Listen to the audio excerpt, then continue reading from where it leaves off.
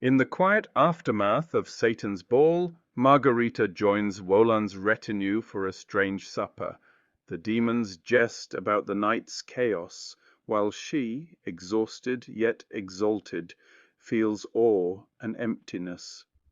When she rises to leave, Woland stops her. She has been tested all along. Her endurance, dignity, and refusal to plead have earned his respect, virtue proven not in heaven, but in hell. Woland grants Margarita one wish. She asks not for herself, but for Frieda, the woman condemned to relive her infanticide. Woland scoffs at mercy leaking through hell's cracks, yet yields. Margarita's pity, useless by infernal logic but sacred in essence, suspends punishment for a single human instant. Having spent her reward on another, Margarita earns a second wish. She demands the return of her beloved master. A gust of moonlit wind brings him forth, fragile, disoriented, still in his asylum robe. Their reunion is trembling and tender. He doubts reality, she insists on it. Love, not faith, works the miracle. Woland restores the master's burned novel, The Tale of Pontius Pilate. Manuscripts don't burn, he declares. Truth and art cannot be destroyed by fire or fear. The master regains not fame, but peace, his work surviving as witness that creation outlasts repression. After all debts are settled, Natasha freed, Varanuka restored, the traitor expelled, Woland lets the lovers go. He gifts Margarita a golden horseshoe soon recovered from Anushka. Time halts in perpetual midnight as they return to their old basement. The lamp glows, the manuscript lies whole, and Margarita weeps over the resurrected pages, whispering, "Yes, the darkness."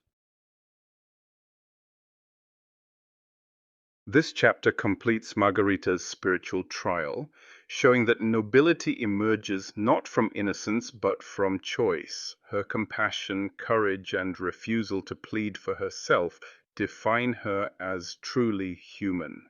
Bulgakov presents moral strength as an inner flame that persists even within hell's bureaucracy and irony. In a universe where divine justice is absent or silent, conscience becomes the only sacred authority. When Margarita pleads for Frieda, she introduces grace into a realm governed by perfect justice. Woland's sardonic remark about plugging the cracks acknowledges love's power to disrupt even hell's order. Bulgakov proposes a radical theology. Compassion retains creative force regardless of its setting.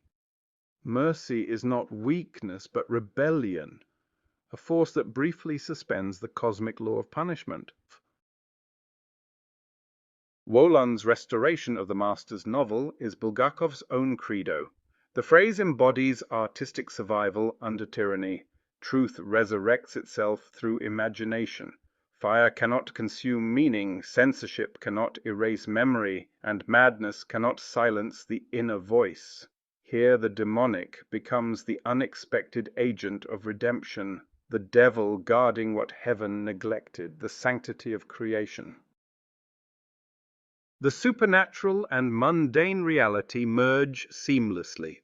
Woland's apartment, police surveillance, denunciations, and bureaucratic cruelty all reflect one another. The infernal is not beneath Moscow. It is Moscow where fear, betrayal, and moral compromise are the true torments of the damned. Bulgakov collapses the distance between metaphysical and political evil, revealing everyday tyranny as its most enduring form.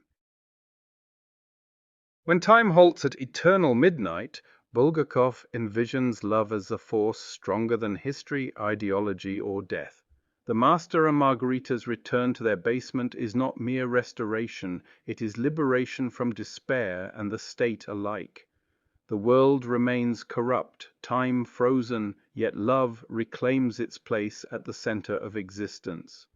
This is not escape, but defiance, two souls choosing each other in a universe that offers neither justice nor consolation. Only the cold beauty of truth endured.